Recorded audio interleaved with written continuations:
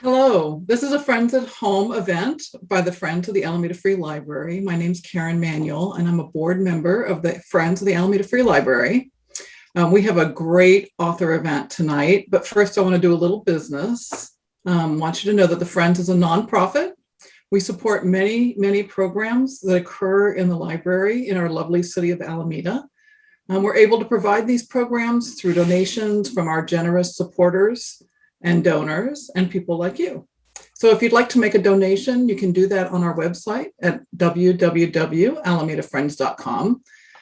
Later in the program, at some moment, someone will post a link also that will take you to a donation page. If you'd like to make a donation that way, you can.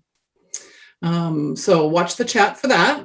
And speaking of chats, you should know that this is a webinar. That means your cameras and your microphones are off. They'll stay off throughout the program, but you can communicate with each other and with us through the chat feature. So we encourage you to ask questions, talk about, share events or memories, make comments. I'll be monitoring the chat throughout the event, and I'll be able to ask your questions to our guest at that time. So please feel free to enter your questions into the chat. One warning is to please act with respect in the chat. Any violations could result in being removed from the event. So we don't want that to happen. So this event is recorded, and in a couple of days, it'll show up on our website and also on our YouTube channel. We actually have a YouTube channel. If you search on Friends of the Alameda Free Library, you'll see a whole host of events that we've done in the past, and this one will be added there in a few days. So now I'd like to introduce you to our guest, Alia Volz. She's the winner of, I don't know if people can see you yet.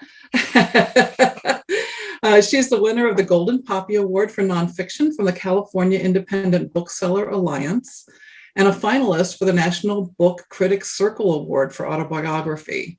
She's the author of the book Home Baked: My Mom, Marijuana, and the Stoning of San Francisco. It's her story about her mother, the Brownie Lady, and her family's business, the Sticky Fingers Brownies. And it's also a social and historical work about very important events that occurred in San Francisco in the 1970s and the 1980s. Alia, welcome to Friends at Home. Thank you so much. Really happy to be here. Hi, everybody. We're thrilled to have you. And it probably makes most sense first to start off with telling us about why you decided to write this book. Oh, sure. Well, I had grown up with these stories. Of course, there's growing up in the world, but I also grew up with the stories. My parents are both raconteurs, especially my mom. And the environment at home was that people would come over, sometimes customers, often customers, and hang out and tell stories, just swap stories for hours. And so I had this love of kind of the way that those years existed in my mind, and eventually had to do something with it. It took a long time to figure out exactly what to do with it, but I knew many years ago that I needed to do something with it. Well, that's great. And, you know, I think you said at some moment that you started out with an oral history. Is that right? Yep, exactly. So it was initially, it was the fascination with these stories. And I'm a very reluctant memoirist. So it's kind of funny that I've ended up with a memoir in spite of myself. But I was really much more interested in the city in that period. It was such a fascinating time politically, and the creative and artistic and social and political movements that were happening in the Bay Area through the 70s and 80s were fascinating and have had a very long tail. They've had influence. They've influenced the world that we live in today. And yet that period seemed to me underexplored. Everyone wants to talk about the Summer of Love, which is kind of, in a way, overblown. But there was all this fascinating stuff that happened after that. And so I really wanted to give that its space and its due, including, well, we'll get into this later, but including during the AIDS crisis, when we lost so many of the key figures from that period who are not around to tell their own stories. So yeah, I felt like was holding these underexplored histories that I had a particular access to. Mm-hmm. And it became kind of a responsibility to share them. So I started out with an oral history that did not sell back in 2009 for a variety of reasons. And 10 years later, I put it down for a long time, let it marinate. 10 years later, came back with a different approach as a memoir. And that's the book we have today. Great. So I thought about, as I was reading the book, did you find it difficult to be objective? You seem to be so even-keeled in your presentation of your family's life. And it's not easy to be even-keeled with a family like that. So just wondering, how did you produce your objectivity? It's impossible to be objective. I don't know that I really am. But there's a lot of healing that needs to happen, and that does happen through the course of writing a memoir. And because this took me a period of 10 years, there was a lot of growth and change that happened during that process. So the tone that I come out with is the end result of a lot of thought and work and long conversations with my parents, and really working through whatever residual issues I had, especially with my dad, really, to get to where I felt that I could hold his perspective.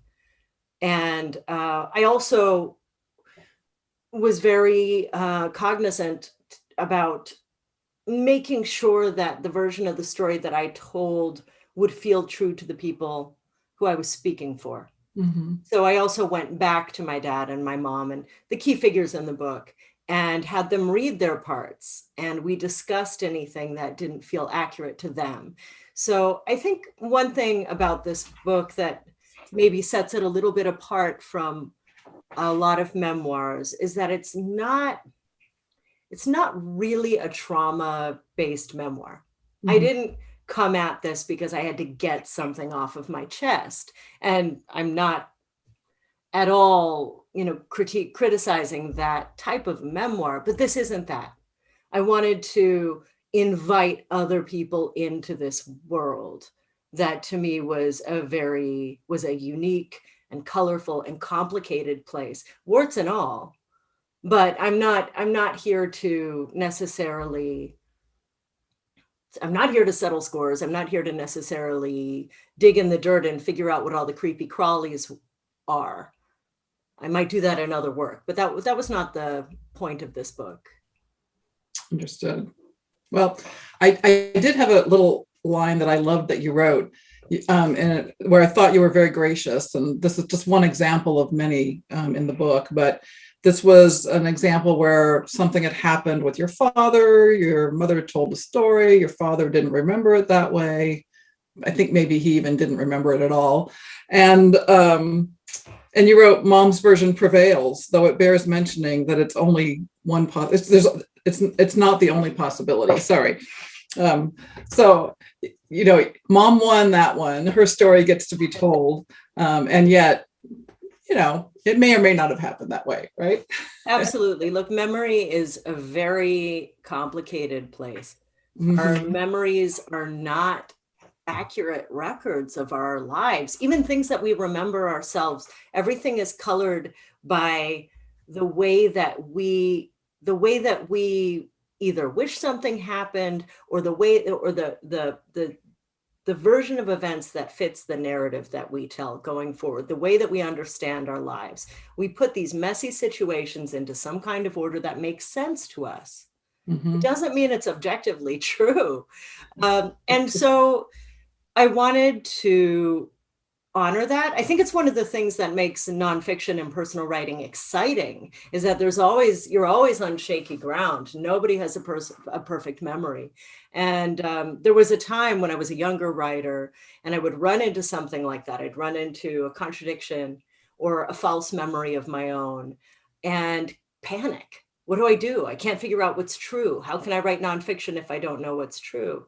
But as I've matured as a writer, I've learned to see those moments as opportunities to show various facets of a situation and allow the conflict to exist.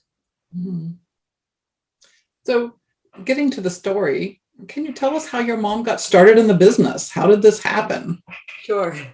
So my mom came out to San Francisco in about 1974. She was and still is an artist. I think she's out there watching, by the way. Hi, Mom.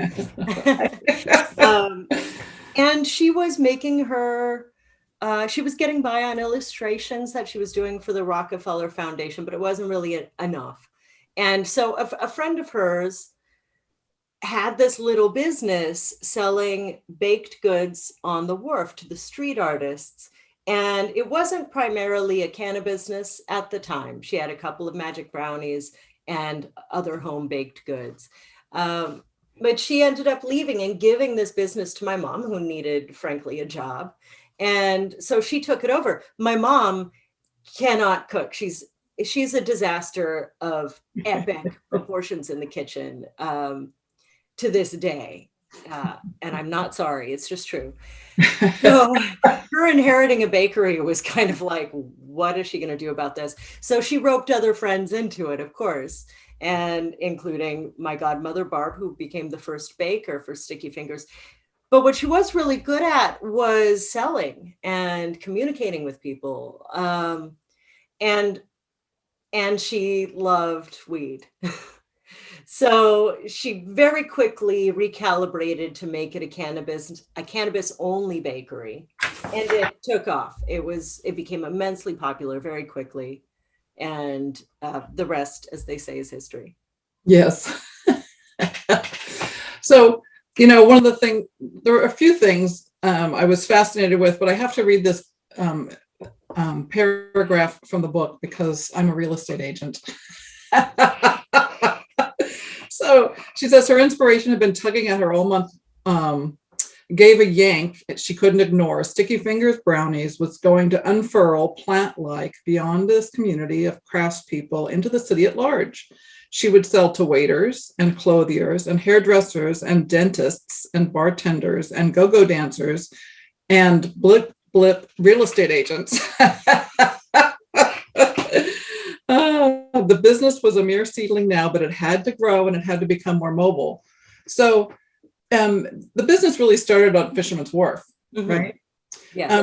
And I was fascinated, that she was selling in offices in high rises on Market Street, right? And she was having people in cafes take bags of her brownies and selling them for her in their cafes. And she was selling to police, at least one police officer in uniform.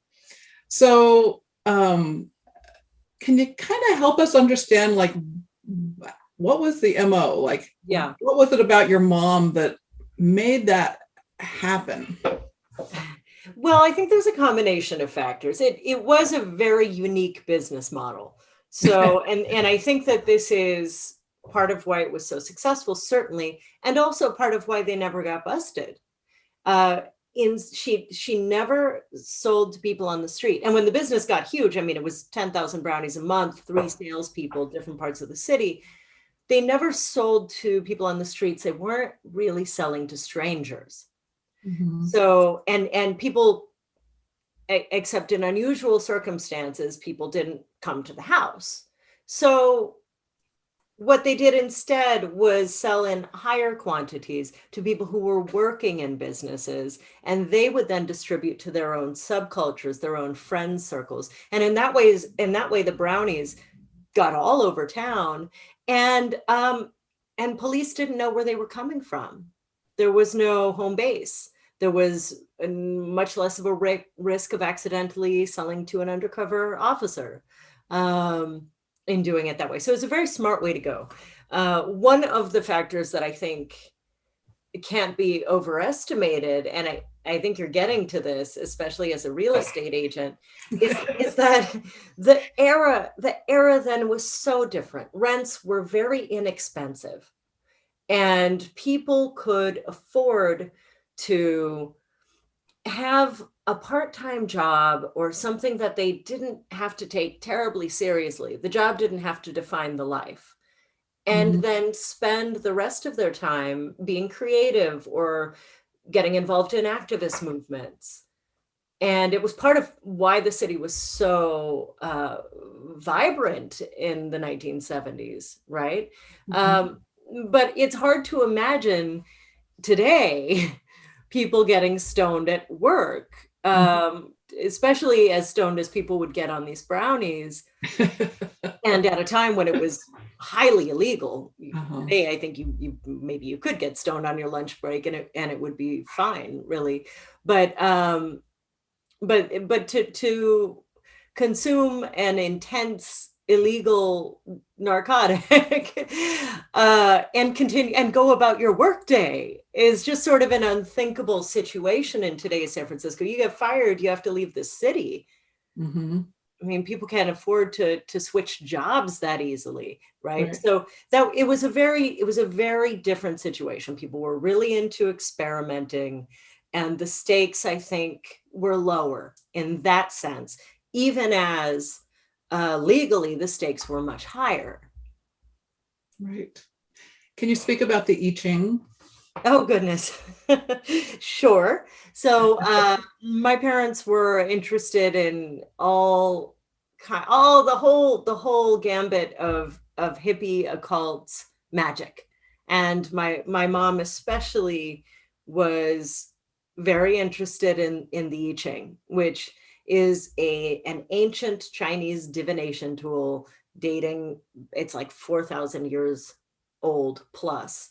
And rooted in Confucianism and Taoism, but you can kind of use it as you can ask questions, and you meditate on a question, you throw coins, and it leads you to a passage in the I Ching, which is kind of a collection of sayings. And you might use it a little bit like you would use a tarot deck. Well, my parents had so much faith in this that they made the majority of their business decisions by consulting the I Ching. And they considered it the silent partner in their business. Whether that is, in fact, a smart way to run an illegal underground bakery, I don't know, but it worked. So I guess that speaks well for the I Ching. They never did get busted, so. Right, it seemed to work, yeah. Seemed to work. So there's evidence for its success. I suppose. Yeah. Well, I wanted to, before we get into the heavier subject, I did want to kind of talk about the San Francisco of the 70s. Your mother seemed to expand into the Eureka Valley. And the Castro, and she seemed to find a community there that really resonated for her, and they loved her, and they loved her product. And can you describe what the Castro was like in those days? Sure. I mean, it was, and my mom would say, wall-to-wall men,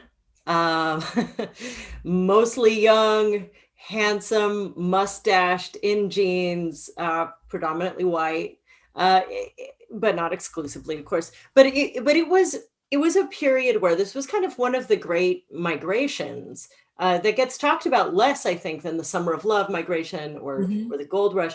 But their numbers are estimated at 100,000 people, so it's about equivalent. And this is of gay men and women coming out to San Francisco from all over the country and the world to live in a place that seemed more accepting and to experiment with new ways of life, to find new communities where maybe in whatever small town they come from, they were not able to explore openly. So it was a place where the word was kind of getting out, I think, in the community that you could walk down the street holding hands. This was not always true. And there was quite a lot of homophobic violence in San Francisco during the 70s. There was a very intense backlash that also, I think, is underexplored in the way we think about that period generally. But Harvey Milk was coming to prominence.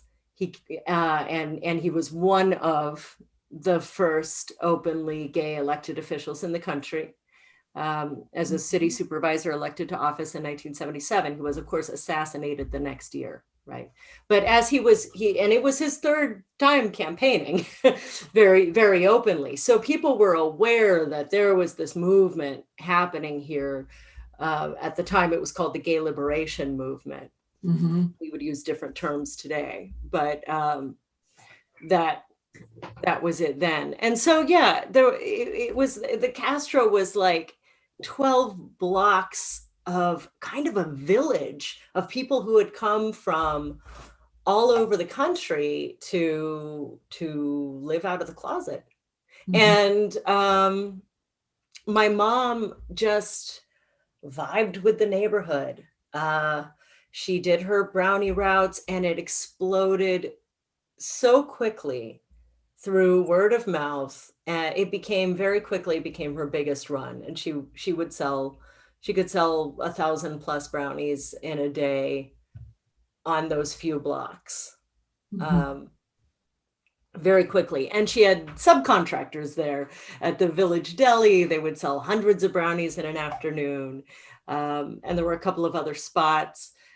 We'd go visit Sylvester, who lived in the neighborhood, and then near the neighborhood a little bit later, sell to him. And so in fact, maybe I should read a little something, because it's kind of like some of my very first experiences in San Francisco as a baby were going with my mom to the Castro. So maybe that's a good segue. Yeah, please. Okay, I'll do something really short here just to kind of give you a sense of it. And I was going to share, let's see if this will work. I was going to share a little slideshow while I do this, so you have something to look at besides my face. Is that working? Yes. Okay, great. So this is right after I'm born. Mare, that's my mom, resumed her Castro run on February 24th, now with a wiggling, crying, pooping little person hanging from her neck in a Rebozo-style sling. Of course, you were always with me, she says, first through pregnancy, then once you were born, I carried you in a front carrier with all the fucking brownies. Then in a Jerry carrier on my back, which was nice because it freed my arms and you were cooing in my ear. I loved that.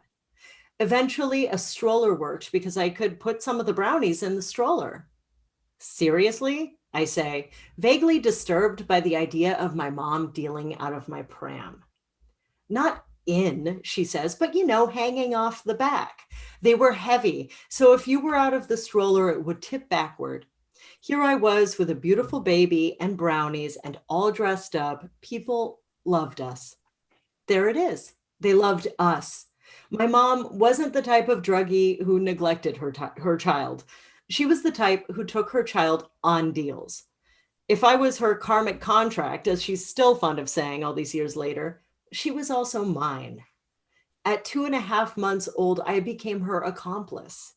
Cruising along with her from business to business, loaded with contraband, getting my diaper changed in supply closets and break rooms, being greeted with squeals of delight and having my pinky toes wiggled by customers while my mom dished out the goods. Smelling, I'm quite sure, like a Rastafarian in a chocolate shop with notes of sour milk and pee. Here's another thing I know. I liked it. True, I was too young for specific memories. My pre-linguistic brain had no way of cataloging my experiences or the people we encountered. But something from these early forays into the city stays with me like an aftertaste. It's a peculiar type of nostalgia, undiluted, raw, separate from my remembrances of later years. a feeling more than a narrative, a sense of belonging. I somehow understood even then that my mom and I loved San Francisco and that San Francisco loved us back. That's beautiful. How do I stop this thing? I don't know. I'm looking at the pictures and I was reminded of another little place in the book. I hope you don't mind me reading from your book, but but you said in your book, this is when you were talking about how your parents got together. And you said they were both bright, sensitive, creative, rollicking full throttle through their lives. And those pictures certainly are reminiscent of that statement. There was a lot of wackiness. The 70s were pretty wacky anyway. Yeah. But your parents seemed to take it to the next level, really, wholeheartedly, fully enjoying life. And that must have been a wonderful environment to grow up in. It really was. And as I said earlier, I was saying earlier, this isn't a trauma memoir, that I don't have a bone to pick here. It's because our family had issues like every family does, right? Certainly wasn't perfect, but it was a great environment to grow up in. Unorthodox, but very cool. I had this whole cast of surrogate aunties and uncles. And also the cannabis community is a very close, intimate, there's something very wholesome. I think even today in some places, there's something very wholesome about the cannabis community. And so there were other mothers with small children who were part of our world. And I wasn't, I didn't get neglected. People were looking after me always. My mom was always looking after me. And it was very vibrant and creative. I grew up surrounded by paintings and murals and costumes and all that kind of stuff. So it really was, I feel fortunate. I'm going to say it really was neat. So my parents and the third salesperson is Cheryl, who you see in some of these pictures. They got into dressing in outrageous costumes to do their sales. And part of it was for fun.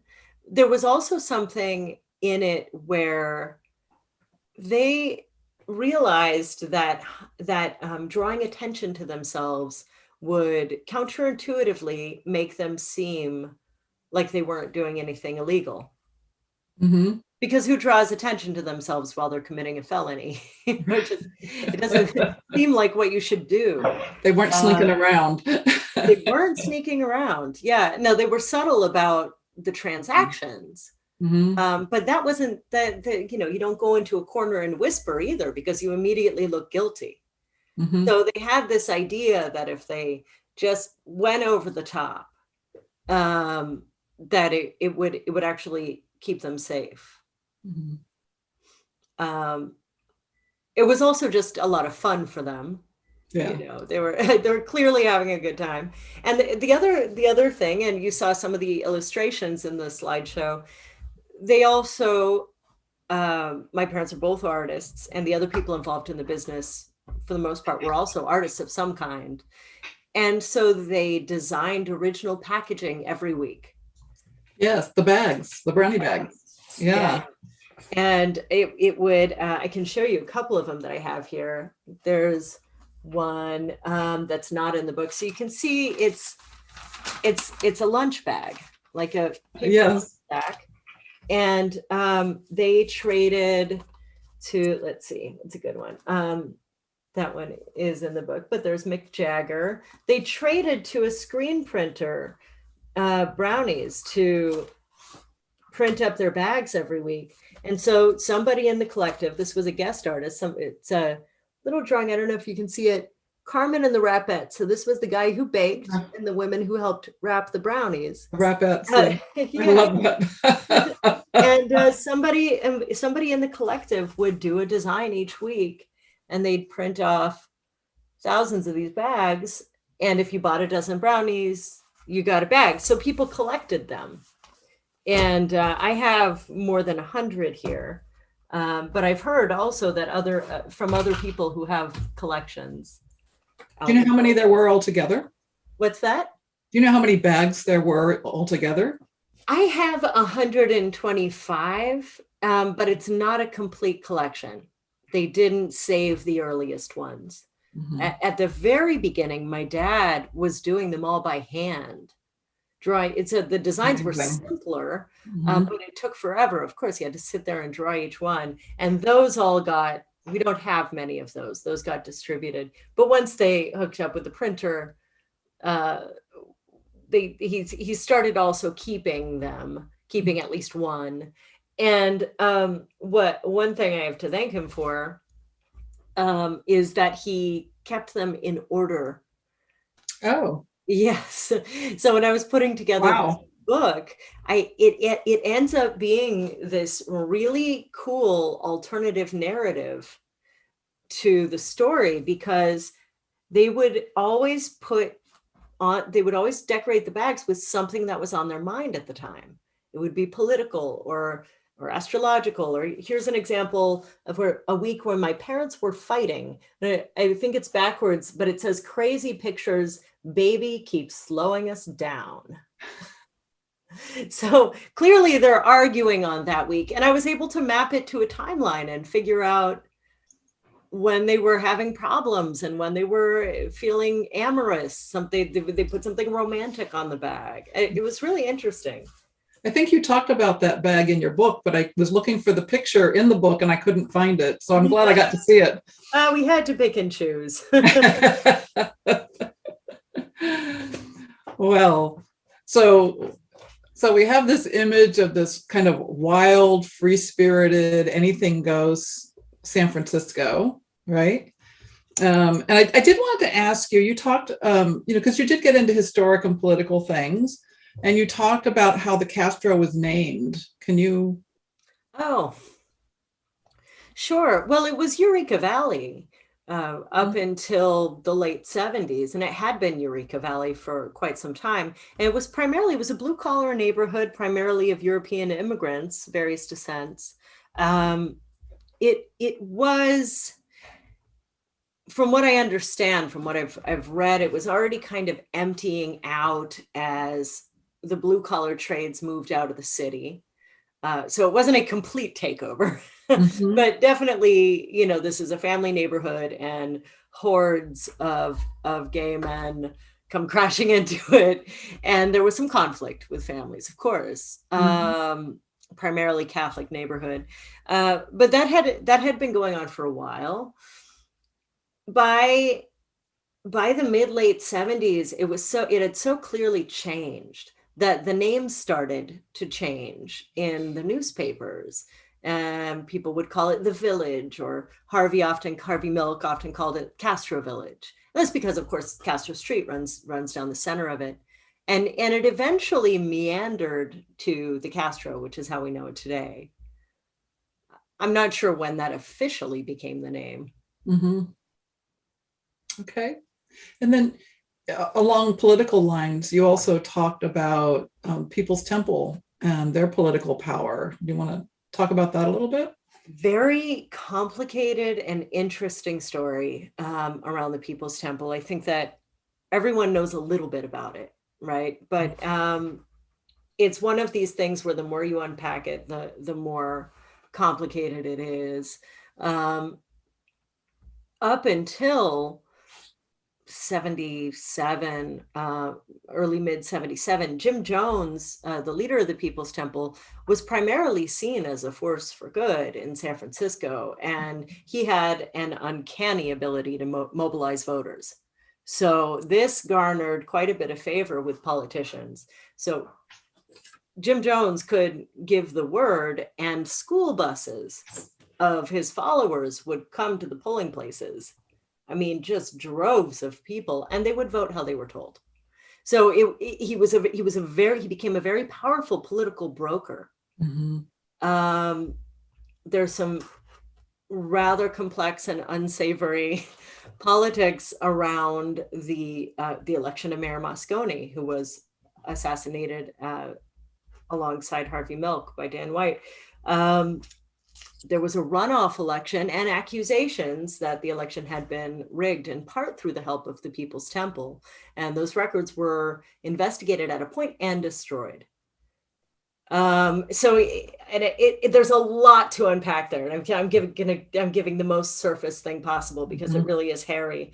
But Moscone appointed Jones shortly after that to the Housing Commission. He was chairman of the Housing Committee for some time, and he was he was very powerful. He met with Rosalind Carter. He met with various political figures of the day.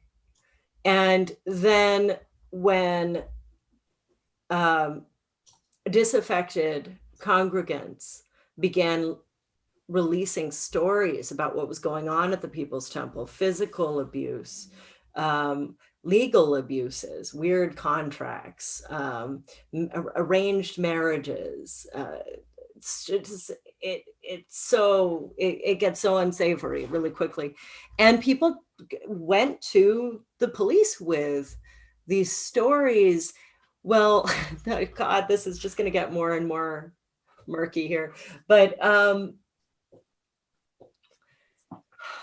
what's the long story short? The long story short, Jim Jones had a mole in the DA's office. He had favors owed to him from all over San Francisco politics. And the allegations were dismissed. Later on, they were run, a newspaper, a magazine broke the story eventually, and then the newspapers kind of got on board and started breaking stories about the abuses that were going on in the People's Temple. And by this point, Jones had relocated along with about 1,000 of his followers to Guyana, which is, of course, where the Jonestown Massacre occurred in November of 1978. So one can't help but wonder if all of that could have been avoided if officials had taken the allegations seriously when they were first brought out. Right. Yeah. But it is a twisty turn. And if anyone who is interested, there's a wonderful book called The Road to Jonestown. I think that's probably the most succinct and well-researched current contemporary telling of that story. Great. Thank you. So we have a couple questions in the chat I wanted to share with you. One is, I was interested, David said, I was interested in the U.S. military's discharging of gay men in the Bay Area as one of the seeds of the gay community getting started in San Francisco. Yeah, it's a really interesting story to me too. So San Francisco was one of the decommissioning, I don't know what, I'm not thinking of the right word, but one of the staging grounds for returned veterans from the Pacific Theater. And in the 40s and 50s and on, 40s, 50s, and 60s, if people were found to be engaging in homosexual activity, they would be discharged from the military and they were processed out. Many of those from the Pacific Theater were processed out at Treasure Island. And these are, of course, disgraced soldiers, right? So many people, instead of returning to their families with a dishonorable discharge, opted to stay in San Francisco and build a new life. And that is one of the reasons that San Francisco became such an epicenter of LGBTQ plus activism, was growing out of that. And we're talking about the 70s, but prior to the 70s, of course, we had Jose Sarria was the first person in the United States to run for public office as an openly gay man. There was a campaign flyer, and I think it was his first campaign in 1961. He's wearing a suit and high heels. No apologies. I love it. And that was 1961. So, the LGBTQ plus activism was happening here before the hippies, before Harvey Milk. But it really became prominent and powerful during the 70s, partly because of the backlash We had people like Anita Bryant in other parts of the country campaigning against the civil rights legislation in support of LGBTQ plus people, and campaigning very openly. There were, and John Briggs, and it goes on and on. But Harvey Milk was really ingenious about using that steam, confronting those people very openly, very publicly, in the biggest forum he could get, and using that steam to further his cause. And I mean, he was brilliant with it. And so in part, when we look at today, when we look at the kind of stuff that we're dealing with today, that adversity, I think it's instructive to think about how that kind of adversity and extremism can become a tool also for a more liberal approach. And Harvey Milk's election, didn't that have something to do with the change in the way people were elected in San Francisco to the Board of Supervisors? That they were elected from neighborhoods instead of from Yes. I mean, I think district elections, I guess. Yeah, it's complicated. I think it worked more the other way around, which is to say that before 77, supervisors were elected on a citywide vote. So the top, however many it is, supervisors would be elected. In 77, and Harvey had run twice already, not always for the same seat, but he'd been running for office since 1973. 77, there was a recalibration of how that was done so that the neighborhood elected their own supervisor. And Harvey saw that this was his chance because he felt that he could get the votes, and did, in Eureka Valley and the Mission, which comprised his district, that area, that he probably would not be able to get in a citywide vote, as the city was fairly conservative still in many parts of the city. And then it's interesting that in the exact same election, of course, Dan White was elected in Visitation Valley, and through the same process, that coming from a primarily white Catholic conservative neighborhood, there's Harvey's political rival and his eventual assassin. Right. So somebody's asking about Sylvester. Yeah, Sylvester, I mean, I remember Sylvester growing up, of course. My mom started going to his house, I think when she was pregnant with me, if I'm not mistaken, excuse me, to deliver brownies. And he was a regular customer until his death in 1988. And so I definitely remember going to his house. He moved a couple times, but I remember going to his house in part because the house was just sumptuous.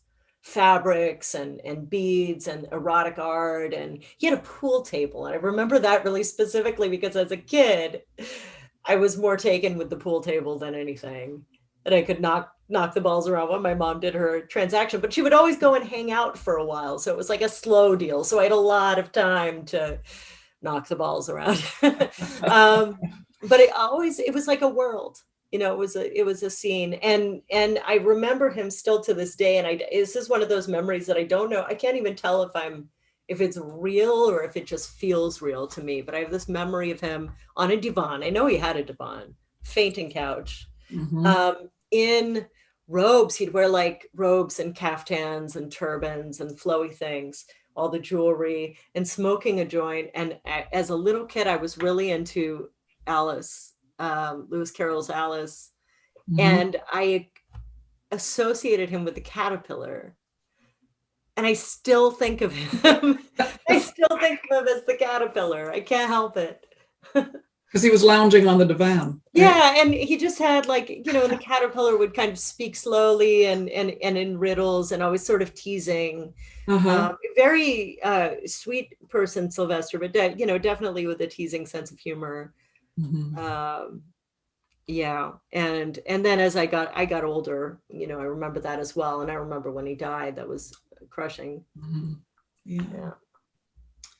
So I found another little snippet in the book that it just made me laugh out loud, because, you know, I lived through this period of time, and I thought I remembered it, but there's so much you forget until someone reminds you again what it was really like. And you talked about Doug and Mare going up into Northern California to get their weed, and picking up hitchhikers because it was good karma. And they met a guy named John who lived on a commune. And John drove a Volkswagen convertible with a redwood stump for a front seat. I just thought that was hilarious. And at first it struck me as completely odd. And then I said, well, of course he did. Everybody did stuff like that in those days. I think it was. It's just so different than our world today. It was amazing. Very much a thing of the times. But John is an interesting guy because he became, and this is sort of part of the story, but he became one of the first distributors of solar panels in the country for private housing. And it was sort of a fluke. He started this sort of a hardware store, you know, country supply store, because he was driving back and forth to his commune and people needed things for the garden, or they needed things for homesteading, which was very popular. And so he started the real goods. He started a store up north. And as the California cannabis industry grew, which mostly, you know, really took off in the mid 70s with Sensimilla farming and Mendocino and Humboldt and Trinity. And as that industry boomed, the homesteading supply shop tipped very quickly to a certain kind of gardening, to supplying what people needed to grow cannabis. And so when John had an opportunity to start selling solar panels before there was any kind of a market for it, he was just a very smart guy. And he figured out and found out very quickly, was very quickly confirmed that growers really wanted this stuff because they needed to be off the grid. And so growers became some of the first customers for solar panels for houses. And the industries nurtured each other in the cradle, in a way, you could say. So it was a tangent, but a tangent that I got pretty interested in. So in the I'm looking at the clock, and we've got a lot more to talk about. So I want to say, at some moment, your family left San Francisco and went to Willits. Why did that happen? Sure. So that was 1979, summer of 79. And there were a series of things. This is after the assassinations. The political agitation was intense. There was a lot of violence in the city then. And my parents felt that something was brewing. My dad was having dreams about earthquakes. There was kind of the vibe had changed. And it really, with the assassinations, I mean, it really did, I think. And the People's Temple, of course, massacre that took out 918 people, many of whom, the majority of whom were San Franciscans. So coming into 79, I think it was pretty intense. And my parents were feeling that. And then they threw I Ching hexagrams, and the I Ching hexagrams were scary. And the language in the I Ching seemed to suggest an impending bust. And they got nervous, and they had been living by this oracle all this time. And so they said, well, if we really believe in it, we have to follow this. So they closed the business and within 2 weeks moved up north. And it started a whole nother chapter in our lives. They thought they were leaving the business entirely, but they had no way to make a living. So pretty soon my mom started to come back to the city monthly doing real low profile sales runs. And that was when AIDS hit, was during that period. And I mean, so you could say there really was something dark coming toward the city at that time. And in summer of 79, we now know that HIV was already spreading through the community, as it has such a long incubation period. Right.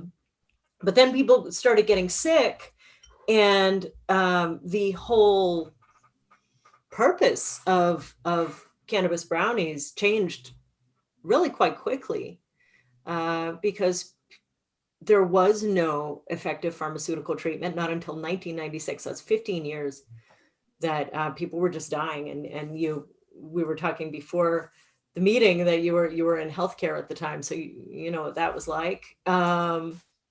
There was just no remedy, and weed wasn't going to cure anybody of AIDS, but it helped with some of the most common symptoms and some of the deadliest symptoms. The wasting syndrome, it helped with appetite loss. Principally, that was really important. And it helped people tolerate, when AZT came out, even though it didn't prove to be effective over the long term, it helped people tolerate the medications that were around in that very long period of little hope. So the whole cannabis world shifted very quickly in the early 80s, at least in San Francisco. And eventually my mom and I moved back to the city, and that was, I was 9 at the time, so I remember all of this really well. And the business was just entirely geared toward people who were not well. And the AIDS crisis really ushered in a shift in the feeling about how illegal marijuana was. Absolutely. And sort of began, it was the seed that sprouted into the legalization of marijuana over decades. Yes? Absolutely. Absolutely. It launched the modern medical marijuana movement. There were early glimmers of it because people were already, through the 70s, people were aware that it helped with nausea and chemotherapy patients. And the government, furthermore, was aware of this. It's very well documented and depressing, and helpful with glaucoma also. So, there was a medical marijuana movement. But during the AIDS crisis was when it really became public knowledge. It began to change laws, because here we have people who are, well, you can't be more desperate than you're dying, right? We have people who have absolutely nothing to lose. And those became the activists, really, who changed laws. And so my mom's close friend and longtime collaborator, Dennis Perrone, co-authored Prop 215. We have Brownie Mary, who I'm confused with my mom. That's another story. But this was all around HIV. So you left San Francisco when it was still this sort of frolicking fun, anything goes, freedom. And you came back to it when it was a really different city in deep mourning. What was that like for you? How did your mother explain that to you? Oh, well, my mom was always very frank with me, really, about all of this. I should say that even just the fact that my parents had an illegal business, I knew that before I knew my name. It just, that aspect of it, that I think people assume this is all kept a secret from the kid. And in our household, it wasn't. My parents believed in talking things out. So I grew up knowing that my parents were outlaws, but good outlaws, that what they were doing was not harmful, that there's a distinction between illegal and immoral, basically. Which I still believe is true. It's like, yeah, there is, isn't there? It makes perfect sense. But as kids, I think kids are often taught that rules and morals are the same thing. And they're not. And so I wasn't raised that way. When it came to AIDS, I mean, I could see people who I loved, who I thought of as my surrogate uncles and aunties transforming in front of my eyes. I mean, the physical transformation from AIDS, you had to see it. I feel like younger generations just have no idea. It's hard to convey how brutal that was, that in the space of a month or 2 months, someone could go from being this gorgeous 30-year-old swagger, to walking with a cane, bag of bones, looks 30 years older, an old man, right? It was so fast. And the lesions, it could be so fast, or it could be long and torturous, but the lesions were really visible. So I don't know, there's no way to do it easily, right? So I just had to know as a kid, and be encouraged to mourn along with the adults, because what could you do? But I do have some very heavy memories around seeing people I cared about, very sick. But what can you do? I also feel like, this is going to sound a little cheesy, but as a child in that environment, I also feel kind of privileged to have witnessed real courage, and true compassion, real bravery. People who are dying and they're taking care of other people instead of worrying about themselves. What is that? That's bravery, that's love, that's compassion. The strongest people that I've ever in my life met. And so to be in that environment as a child, it's heavy, but I also experienced very wonderful, wonderful is a bad word. I don't know how to describe it, but there's also something powerful about it. That I feel like I learned what bravery is, from seeing it among these people who were dying. You talked early in the book when the Castro was just becoming the Castro, and the big influx of LGBTQ people when we didn't even have that acronym then, right? Yeah. And that there were divisive factions in that community. Right. And was it the AIDS crisis that really brought everyone together? Yeah, I believe so. I'm not going to be the foremost expert on this, but my understanding, the acronym, for example, the T for transgender came in the early 90s, I think. And that's very much part of AIDS activism. B came in the mid-late 80s, I think. So it was, for a while it was lesbian and gay. Right. Lesbian and gay. At first it was gay liberation. Then it was lesbian and gay liberation. And there was there was all kinds of divisiveness between, spaces where transgender women weren't welcome into lesbian circles, for example, or where gay men might exclude women from their circles or their groups, and bisexual people were kind of dismissed as dabblers, maybe. Well, you can't make up your mind.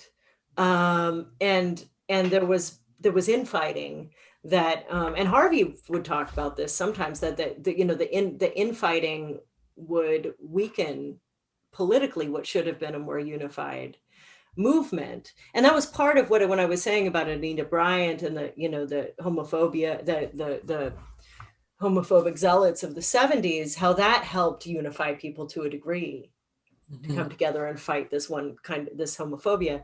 Well, the AIDS crisis did it to a much bigger degree. I mean, it just all you lose all pretense in a situation like that, and it's survival.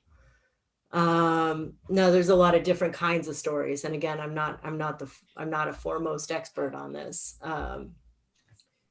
but I think that inclusiveness, modern inclusivity, owes a partial debt as well to the AIDS crisis. I would say that marriage equality owes a very specific debt to the AIDS crisis and those who passed, because that was where it became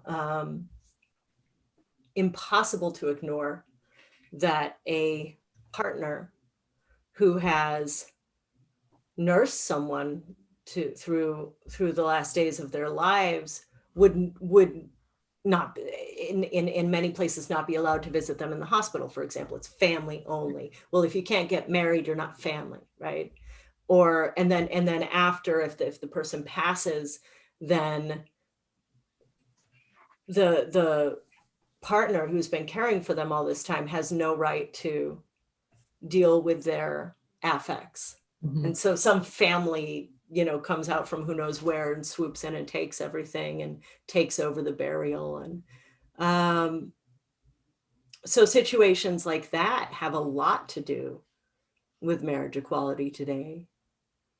So part of my reason for writing this book ultimately, I mean, I always wanted to do something with the story, but when I really got a fire under my butt was when it was in the lead up to the 2016 election, because I was seeing that, and this is where in California, cannabis was legalized for adult use.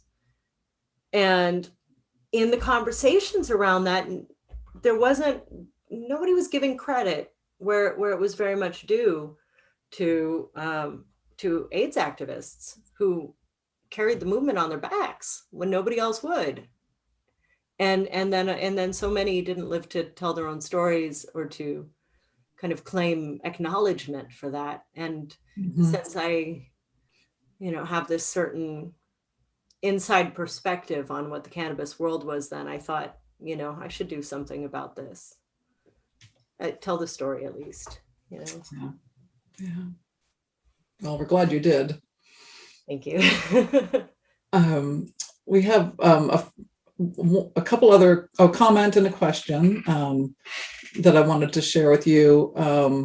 There was some discussion about the World War II soldiers being discharged, but also Alyssa says there was also the disenchantment about the Vietnam War that helped create a feeling of community in San Francisco. So that's, we all remember, well, I don't know if we all remember that. You probably don't remember that. I remember that. I don't remember it at all. I wasn't alive, but I read a good bit. Yes, I believe you. Yes. And then on another note, Karen writes in and she says, did your mother ever have difficulty getting the amount of marijuana she needed to make brownies? Yeah. That was an ongoing issue at times. They started out, and this is a really fun tangent in the story and in the book. The first supplier was a very small farm up in Humboldt, just two lesbian women growing cannabis on their land, and big, beautiful plants, small farm. And this is the very early days of Sensimilla, which is, this is another thing that it's like hard to exaggerate how much of a game changer that was. Because prior to Sensimilla in California, most cannabis was imported from Mexico, from Thailand if you're fancy, Colombia if you're fancy. And at the beginning, they would use Mexican weed that came in bricks, and it was full of seeds, and the high was just, was what it was, right? And maybe it wasn't that great. But once Sensimilla farming started up in Humboldt, it's a growing technique that is now, everything is Sensimilla. This is, at the time it was revolutionary, and now this is just the way things are. You harvest the male plants so that the female plants continue to produce psychoactive resin and they don't grow seeds. So Sensimilla is seedless. And it's much stronger. It's more psychotropic.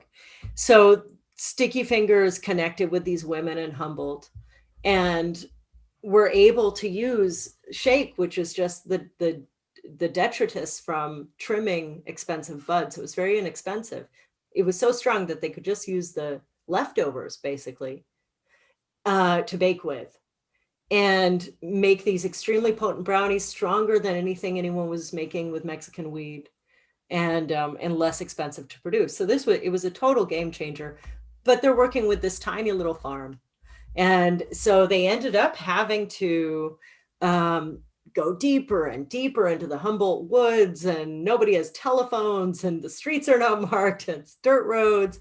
And eventually they connected with John Schaefer, who we've spoken about, who was the solar king.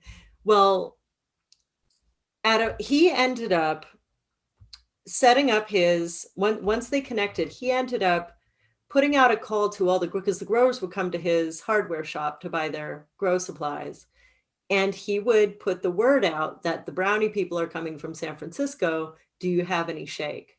And shake was, this is the garbage from trimming, basically. And people would have to burn it or compost it because it was a liability. If you got caught with a pound of shake, it was the same as if you got caught with a pound of flour, but it had very little street value. So people would bring in the night before, covered under tarps in the dark, bring in bags of shake, leave it at the store at Real Goods. And then my folks would come up and collect it on a specific day.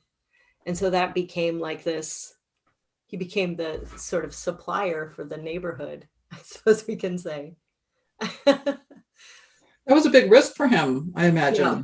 Right? Yeah. Yes. And as we were talking about it, I think it kind of dawned on him in the middle of our conversation how crazy that was. But I think he wasn't even making money on it. I mean, he was just trying to help people out, and he'd get a couple dozen brownies out of it.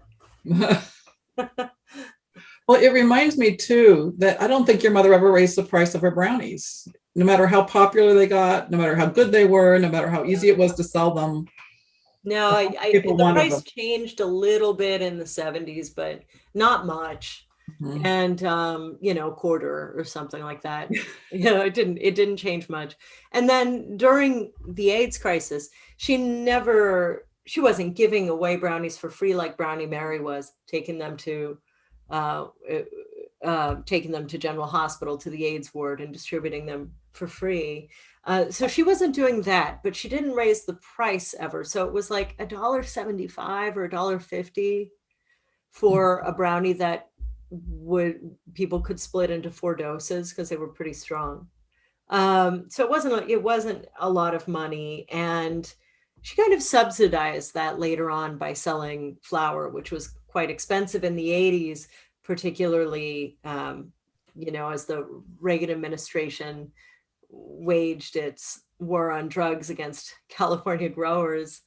And all that did was drive the price up and ruin some lives. It certainly didn't slow the cannabis trade. So eventually she got out of the business? Yes, in 1998. So it kind of carried on all that time. Wow. The Compassionate Care Act passed in 1996. And after that, in the day they were called buyers clubs, but today we call them dispensaries. Mm-hmm. So the very first first legal according to the city, and then eventually the state, and then the way that it crept up, the first legal distribution sites for people with medical need opened.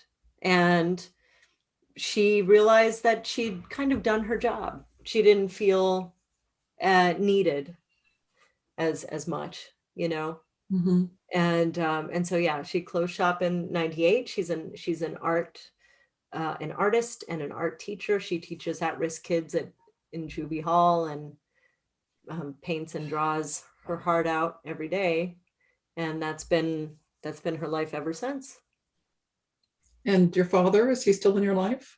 Oh yeah, very actually quite a bit more so. I would say we became a lot closer through the research and writing of this book, just talking it all out, taking the time to really think about what one another went through. And he's doing great. He's up in Nice right now. He's in the Clear Lake area, and we're very close. Wonderful. So I have one last passage to read, okay. Which really resonates for me because I grew up in a donut shop. My mother had a donut shop. when I was growing up. So from a very early age, I was there filling donuts, glazing donuts, icing donuts, frying donuts. And you're right, I relished the toasty kitchen, the mess, the silliness, and the fragrance of chocolate and weed amalgamating, a smell I will always associate with family. Of all smells to associate with family, but I totally get it, because every time I pass a donut shop, that's my thing, right? Right. So, Yeah, there's nothing like a scent from early childhood. yeah. There's a technical reason, like the olfactory center is located by the amygdala, I think is what it is. So, and it's also the olfactory center is the first one developed. So there are scientific reasons behind why scent is so powerful for evoking early memories. But yeah, I really don't use much cannabis. So people assume I'm a pothead. I'm really not. But Did you ever have brownies? I had always wondered that. Did you ever eat any of the brownies? I mean, I have in my life, but I don't. I don't. I grew up without, like, when it's around, it's not rebellious. There was nothing to rebel against as far as that went. So I didn't have that temptation that a lot of people have. I don't know. I mean, I don't use it much, but I really like the smell. Yeah. So, yeah. Well, is there anything else you'd like to share with us before we end tonight? No, this has been lovely. And thank you, everyone who came. I saw Sage pop up in the chat. Hi, old family friend. This is delightful. Thank you very much. Well, thank you, Alia, for joining us today and for sharing your evening with us. We really appreciate it. It's been a wonderful evening. Oh, one thing I should say. Yes. On August 12th, I'm having my very first live event. Awesome. Yeah, 18 months after publication, having a launch party. So this is going to be in Jack Kerouac Alley, which is between Vesuvio and City Lights. City Lights and Vesuvio are co-presenting it. So it'll be outdoors and safe. My parents will be there so people can say hi. And we're going to have, a little reading and interview my folks.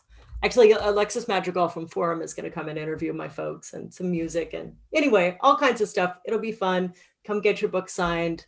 Say hi to my folks. That'll be great fun. So that's August 12th. August 12th, at what time? 6 o'clock. 6 p.m. Okay. Yeah. All right. Thanks very much, Alia. Thank you. Thank you, everybody. So I'd like to thank all of you for joining us tonight. And I want to tell you about some programs we have coming up soon, or coming up anyway. August 16th at 7 p.m. we have I always say this wrong, Wangeti Mutu. I'm speaking. Are you listening? It's a very powerful sculptural exhibition that's currently at the Legion of Honor. And on September 13th at 7 p.m., we'll have a docent presentation of Judy Chicago's retrospective that will be at the DeYoung Museum starting at the end of August for a few months. You can find all of our upcoming programs on our website at alametafriends.com. And while you're there, you might want to think about making a donation to Alameda Friends, to the Friends of the Alameda Free Library, so we can support programs like this and also the library in Alameda.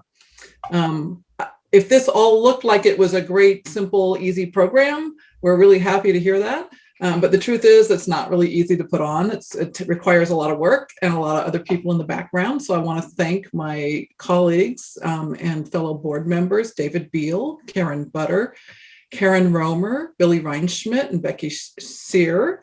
And a very special thank you to Alia Volz for her enlightening and informative program and her very entertaining and really important book about San Francisco in the 70s and 80s.